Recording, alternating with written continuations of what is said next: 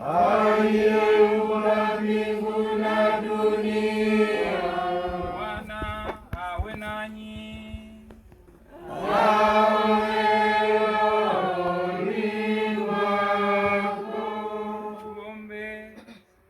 Ee Mungu uliye mtoaji wa vyote tulivyo navyo, ni wewe uliyewaagiza wanao wakutolee fungu moja kati ya mafungu 10 uliowajalia au vifungua mimba vya mifugo yao.